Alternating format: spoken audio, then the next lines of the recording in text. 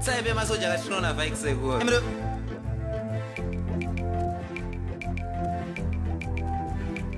Mudariro. Kamutambiro. Kamufariro.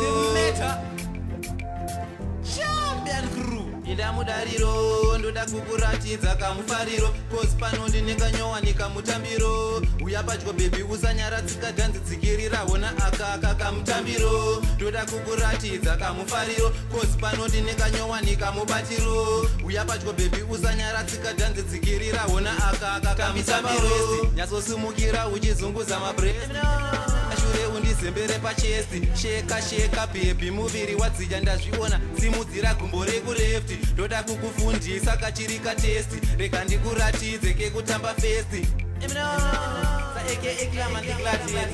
inda mudariro ndoda kukuratidza kamufariro cause pano ndine kanyowa nikamutambiro uya padyo baby usanyaratsika dhanzi dzikirira wona aka kamutambiro ndoda kukuratidza kamufariro cause pano ndine kanyowa nikamubatiro uya padyo baby usanyaratsika dhanzi dzikirira wona aka kamutambiro tichimaniwedzera pawa ndoda kuti vajambe padzisi awa ini ndati lebhotolesitawa pano paita kabebi kanotamba fani ini ndati waina usambonyara tenderedza chiuno pana mudhara ini ndati kana pasina mama nyatsotamba dzikama wakakalama mudariro ndoda kukuratidza kamufariro cause pano ndine kanyowa nikamutambiro uya padyo baby usanyaratsika dhanzi dzikirira wona aka kamutambiro ndoda kukuratidza kamufariro cause pano ndine kanyowa nikamubatiro uya padyo baby usanyaratsika dhanzi dzikirira wona aka kamutambiro because ndokunzwisisa zvanosasa mwana kana pana chandopikisa rudo rwako zvarondiitisa rwakonzera nziyo iyi kuti ndichitsikisa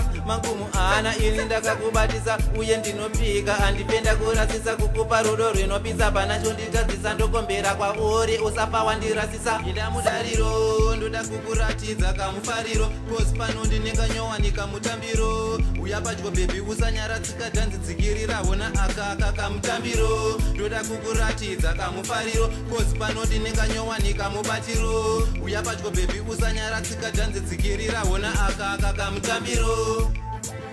King Salim DJ Sally Tintin Eminal Sa aka Glaman the Gladiator The Meta